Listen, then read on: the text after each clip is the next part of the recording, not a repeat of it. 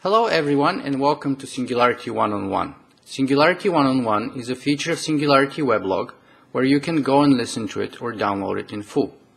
As you may already know, my name is Socrates and as always I will be the man with the questions.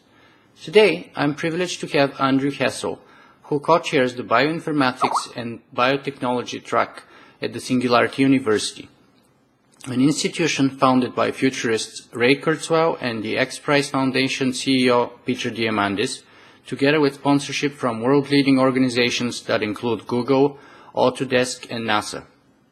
In addition, Andrew is also the founder of the Pink Army Cooperative, a venture exploring open-source personalized cancer therapies.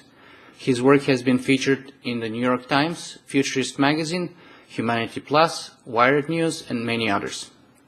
So without further ado, let me welcome Andrew and say hi, Andrew, and welcome to Singularity One-on-One. It's great to have you here today. Hi, it's really good to be here. Excellent. I'll jump straight into the interview with the following question.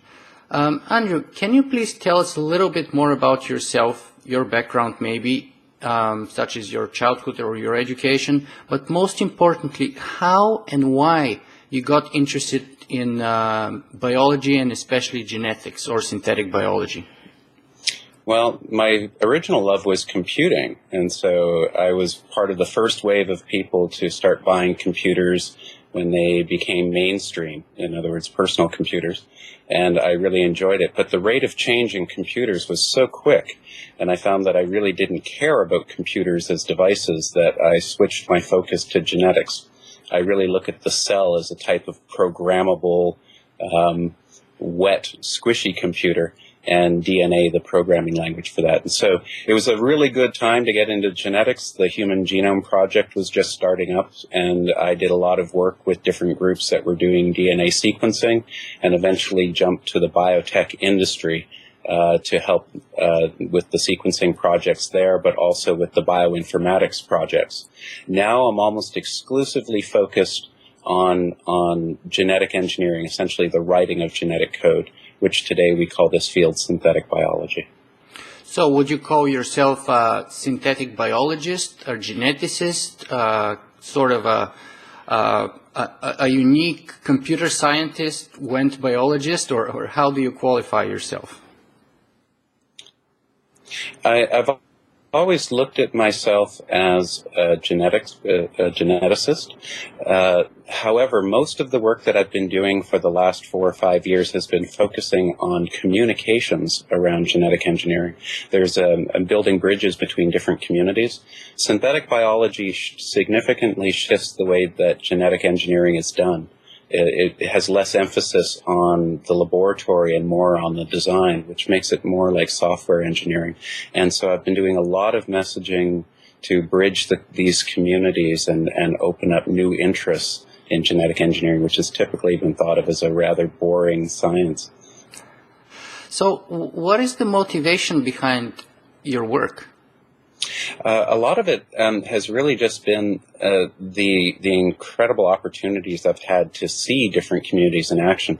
I've worked with the very pinnacle of the biotech industry in Canada and the U.S., and it's fascinating seeing it from academics' point of view as well as the industry point of view, and even some business development and legal sides. And so I've had this really broad exposure to the industry, and now I'm seeing a fundamental shift from as it becomes accessible to smaller groups, even individuals that are technically skilled. And so I'm seeing the mainstreaming of the industry and the broadening and opening up of it now.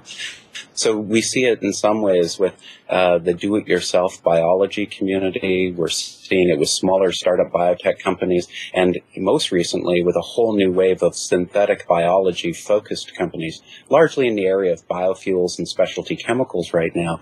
The motivation right now is to broaden the audience so that we can create a larger foundation for next-generation life science, make genetic engineering attractive again to a larger audience of people, because I believe it's going to be a major growth industry globally as we start to shift towards a larger biosynthetic industry, and ultimately to apply the technologies to the low-hanging fruit, to areas where we can make a difference quickly and use and create a foundation to grow the industry. So what is the low-hanging fruit, in your opinion? Well, we've already seen some of it. In the area of biofuels, this is low-hanging fruit because we consume massive amounts of fuel. We have to start balancing the carbon load of our planet.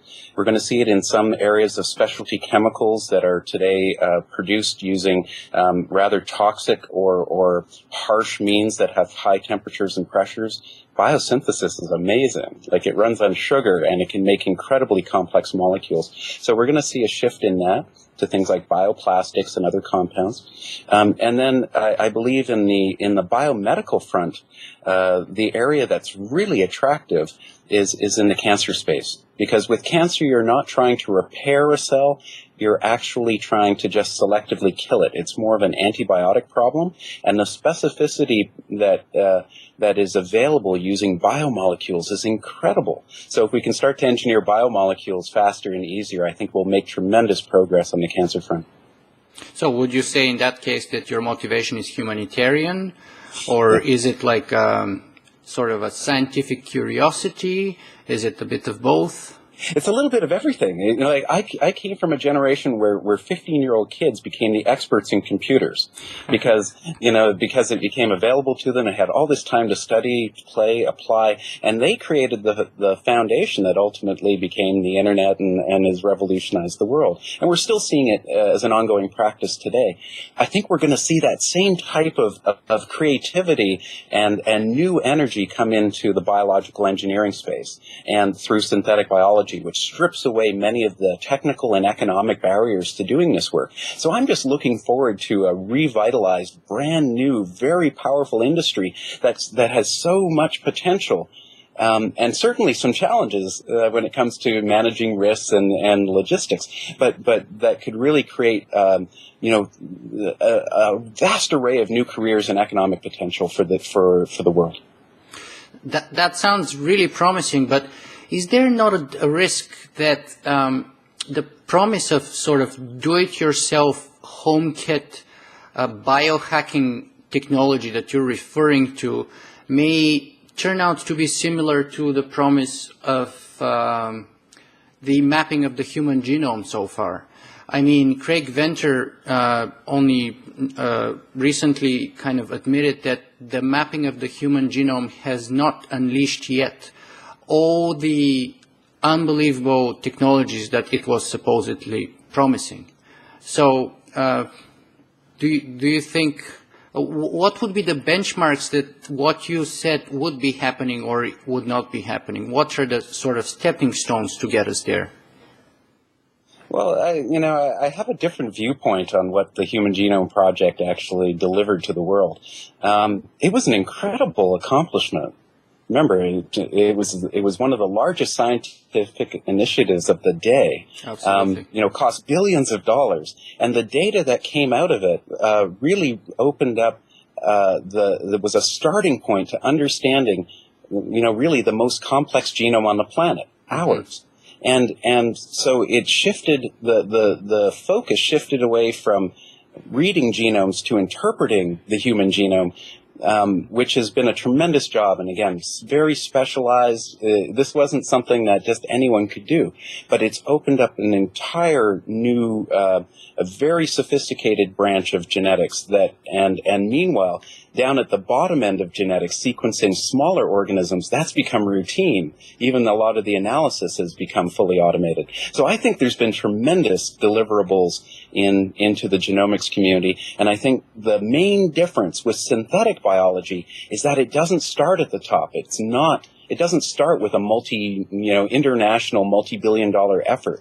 It starts with what individuals and small groups can practically do. And I've seen this in action by working with the MIT iGEM program since 2005. So, we're into our 6th year that I've been participating with them. I see student groups, literally, sometimes high school students, but certainly first and second year undergraduate, many of them not having worked in a lab before, come into the type of learning by doing environment, using the tools of synthetic biology, which are shared. It's much more open source. It's much more online. The resources are there. And within a summer, for very small dollar amounts, do projects that are state of the art. It could be PhD projects, it could be state-of-the-art industry projects, and they're developed in months. So I see the power of this, and I know that the deliverables are within reach, like really powerful projects are capable, are within reach of very small groups or really smart individuals for not a lot of money. It's still expensive. We're talking $20,000 for a project, but still, compared to what it used to cost to doing biotech, that's amazing. So I think it's just going to mushroom. So speaking of only $20,000 compared to what it used to cost and the mushrooming effect, is it already past the point that we can call biology an information science or information technology science, or are we not there yet? In other words, are we noticing the so-called exponential growth along Moore's law kind of a curve? Yes, absolutely. So ever since in my world with DNA, it's been exponential from day one. Mm-hmm. When I first got onto the public data banks for genetics, it was about 1989, 1990.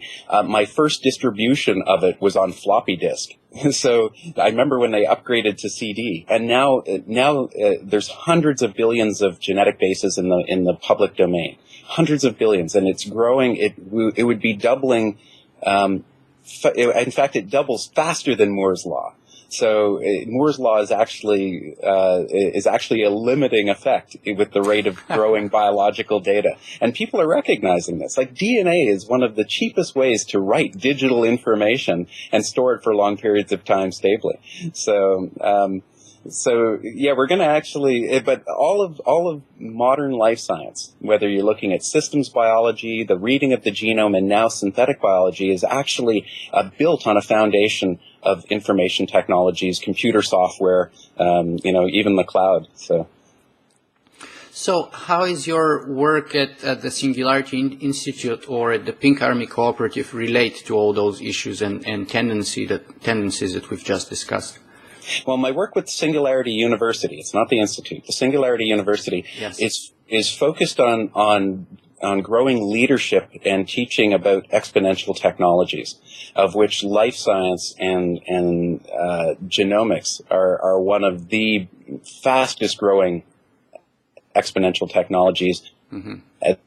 That's right on the cusp. Just about everyone that comes through our program recognizes that we're literally at the threshold of transformative changes, and we can see it. The cost of sequencing a genome has plummeted from $3 billion for the first one to $1 million 2 or 3 years ago, to literally under $5,000 now, and we know it's just going to keep falling lower. Synthetic biology has grown from having no one even knowing the term to companies with valuations approaching $1 billion. So this is pretty incredible. So Singularity University is one of the main ways that I've been using for going and messaging and teaching and getting other people on board. And I think it's been really fun. With Pink Army Cooperative, what I'm doing there is I'm exploring really the next generation of biotechnology companies in the cancer therapeutic space. And what I recognized was two major things. One is we understand that every cancer is unique. And like if you start looking down at the genetic level, every single cancer is unique. Your cancer is different from my cancer. So trying to bin people into traditional clinical trials and doing drug development where one drug is meant to treat a population of people as we might with a painkiller like aspirin or Tylenol, mm-hmm, simply doesn't work. We need to rethink drug development for diseases, that are genetically based and unique, like cancer. Two, I recognize the power of synthetic biology to create kind of an open source cancer drug design company. So this is, and how could I make something that was do it yourself, open source, and run it like a company? And so what I did when I synthesized all this was I made Pink Army, which is the first biotech company organized as a cooperative. So it's been a fascinating area. I've been growing membership, which is how we raise capital. Every member can buy a share. It's not a donation to cancer research, and it's an investment in a social enterprise. So I've been growing the messaging around that. I've been growing membership, and this year we're really making a push to action, because the DIY community is becoming more organized, synthetic biology is becoming more organized, and of course all the costs for doing this type of work have been falling dramatically. So we're making a big push to grow the company this year. I wish you good luck. I've been following kind of from the sidelines, because this is philosophically a very unique approach to biotechnology, which is traditionally done by those huge multinational corporations which have very strong enforcement of, intellectual property, and the whole open source idea along the Android or Linux lines is entirely unique, and I wish you good luck. But I want to ask you, so you've just mentioned the promise of a sort of a personalized cancer treatment specific to each unique individual. Could you give us some more specific steps or benchmarks or goals that you have in front of your organizations, maybe mention some of the projects that you do there? Well, right now, I just want to be clear. Pink Army exists as a virtual biotech company. We don't run lab spaces at this point. We've just been growing our membership, which is giving us a capital base, which has been growing quite well. We haven't spent any of the member capital at this point. We're just growing it. And when we hit a trigger point for being able to do the work, then we'll start to give out contracts for doing this. But here's the way the process is envisioned. Mm-hmm. Rather than spending hundreds of millions of dollars doing lead development to try and find a drug candidate that's going to take 10 or 15 years to go through a drug development process and ultimately be sold to a market for a lot of money, we're taking a completely opposite approach.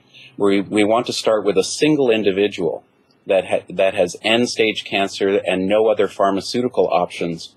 We want to be able to assay their cancer, in other words, understand everything we possibly can about it. Mm-hmm. And by opening up, by establishing a cell line for their cancer and asking the community, go run any tests that you can do and donate and bring this data back into the community.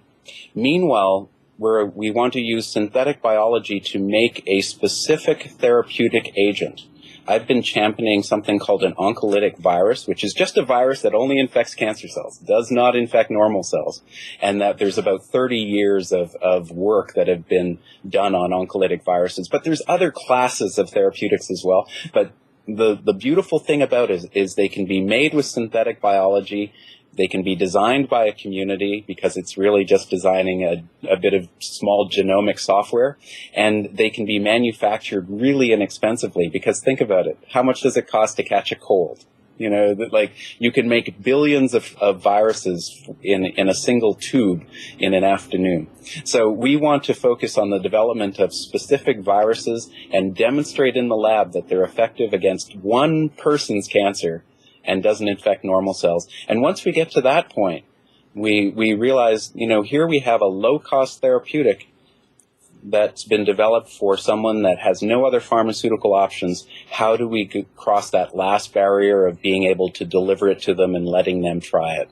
And that's risk versus benefit for one individual. And that's a really different problem than the drug development industry and the FDA and regulators have dealt with in the past. So we're really excited to try and move this forward as a community exercise. So how does one get involved and to assist you in your project? And what is that trigger moment that you've mentioned? Yeah. Well, I've put a trigger of 2,500 members that have bought a share. The shares are $20. Mm-hmm. We're still working to that, but we've been laying the foundation for communications on this, and it's a big thing to communicate. Most people haven't heard of synthetic biology, let alone cooperatives, or truly understand some of the basics of cancer. We've been building this base of messaging, but meanwhile, everything that supports this project has been growing in around us. So it's just getting stronger. How do people help? The very first step is become a member of the cooperative at pinkarmy.org. And then just about anything else that you may want to do to contribute, whether it's write, whether it's communicate, whether it's redevelop the web page, whether it's you want to do viral engineering, whether you just want to go out and recruit other people. There's so many ways. Just about every single role that would be part of a traditional biotech company is available to the members if they care to donate and put in their time and energy and resources to growing it. And remember, with the understanding that I have one share in this company. That's it. Just one share. That's all we ask of anyone to actually invest, because that gives you full ownership in the social enterprise. After that, it's whatever is motivating you to help, rather than just going to run for a cure or fundraise for a research group that won't be, have any avenue for developing a drug, really. That sounds like a beautiful, inspired, and a very passionate vision that you have there. So let me ask you, while we're on that level, what is the greatest or the biggest dream and inspiration that you have in the field of synthetic biology, but also what is your greatest fear?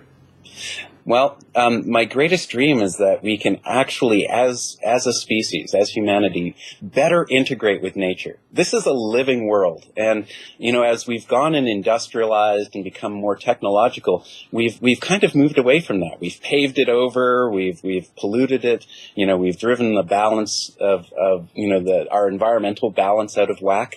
And I truly believe that if we start to apply biology as a technology, that it will change our environment. But it'll do so using living things that will ultimately better integrate us together. So in other words, we'll start to biomanufacture, not just strip mine. We'll learn to leverage sunlight the same way plants do. We will be able to make sustainable materials in the same way that nature does. We'll change the mix of the planet, but I want to see a green and living planet, not one that's paved, not one that's run solely by technological machines. So I think that's kind of the long-term goal. Integrate sustainably with a living world. Now, in terms of the challenges of getting there, well, a lot of it is social.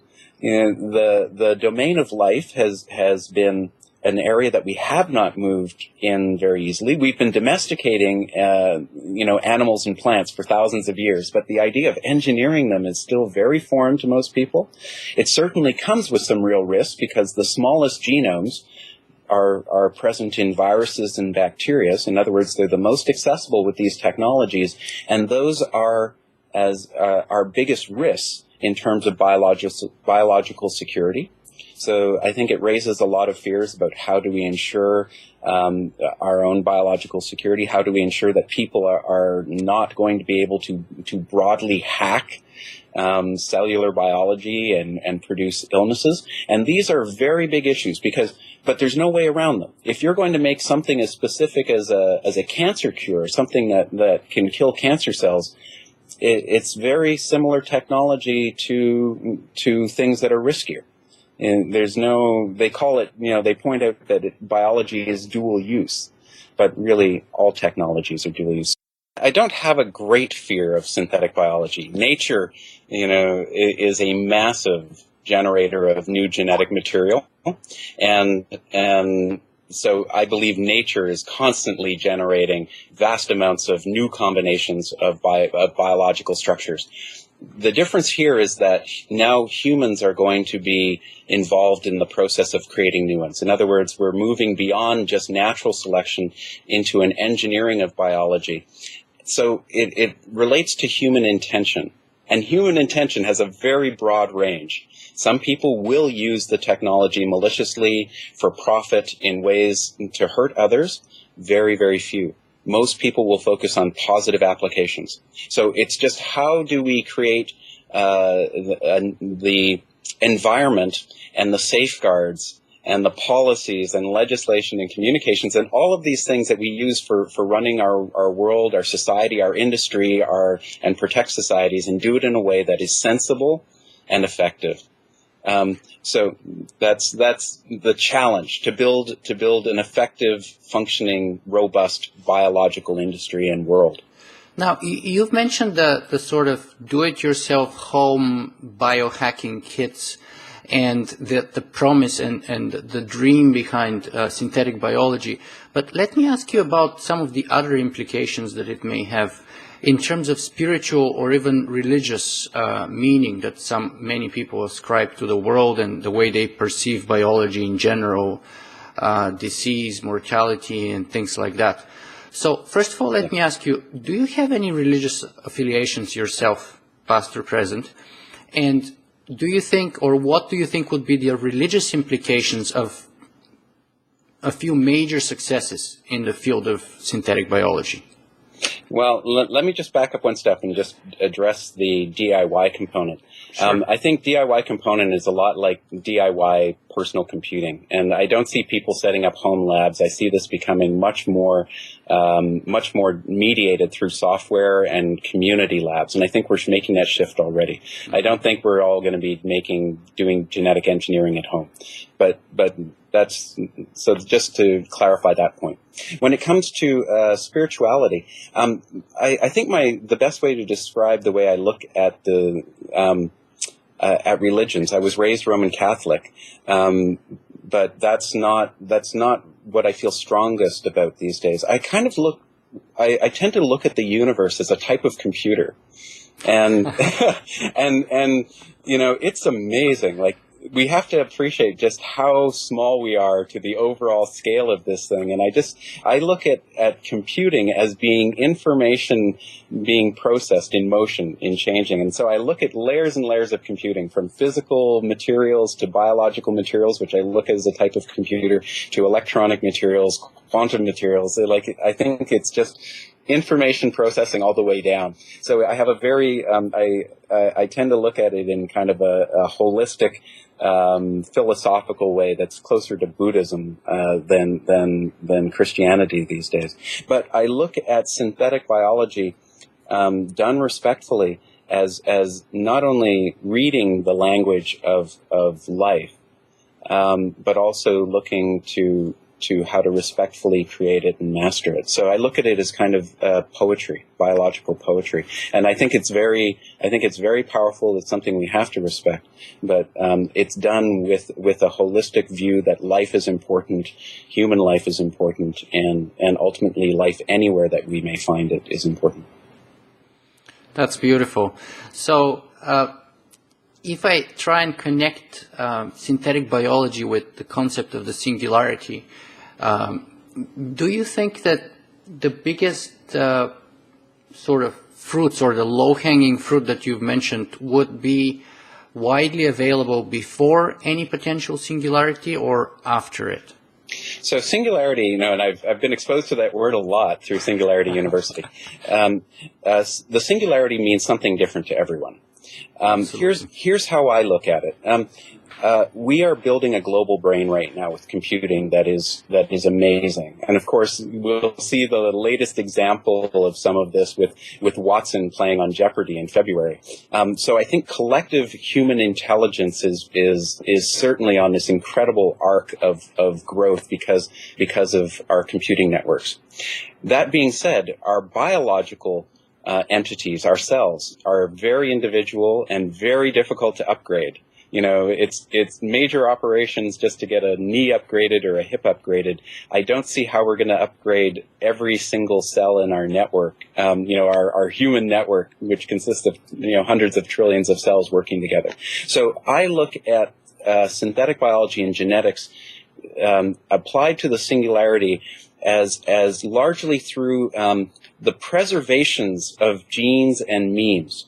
And so what I mean by that is we leave digital droppings through our life these days, and we're recording them in many, many different ways. And so our influence on the world is becoming easier to collect, process, and move on to another generation, whether it's our children and maybe perhaps one day our clones. I have no idea.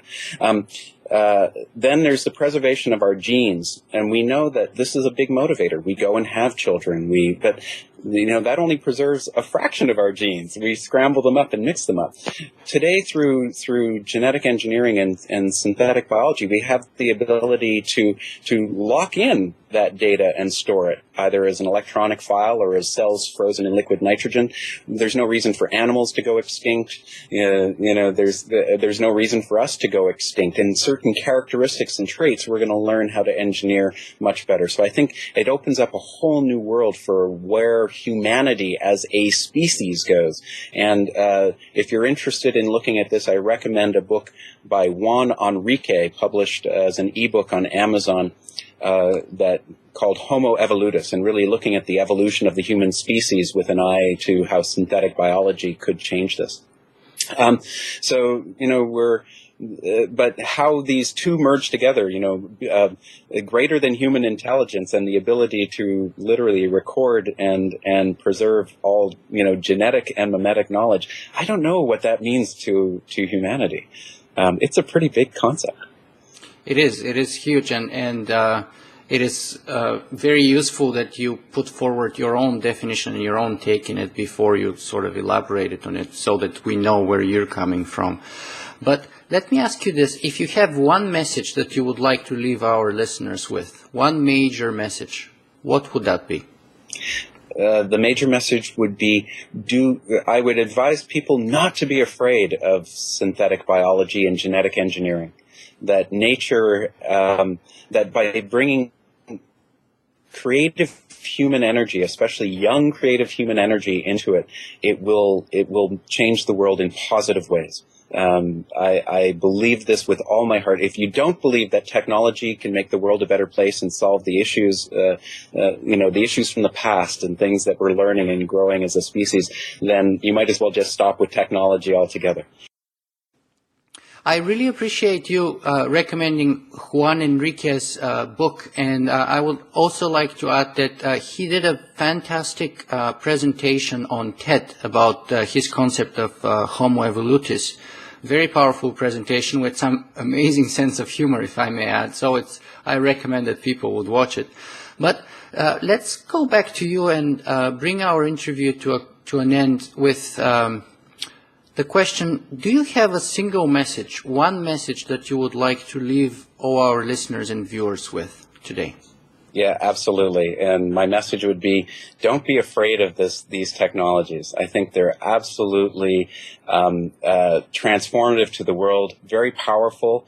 There will be some misapplications, but don't let that scare you off.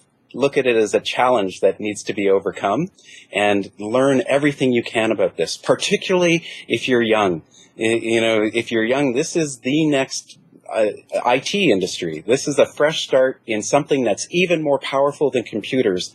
It's about life, and it's virgin opportunities for you to learn, to grow, to apply, and to do some really amazing positive things for the world. So don't fear synthetic biology. Embrace the future. Embrace the future. I think it's going to be one of the most powerful global technologies, and it's yours to explore. Well, thank you very much, Andrew. That was very inspiring. And on this note, I would like to bring our interview to an end by thanking also all of our viewers and listeners today. I hope you all enjoyed my interview with Andrew, because I did truly enjoy talking to him today. Thank you. Thank you.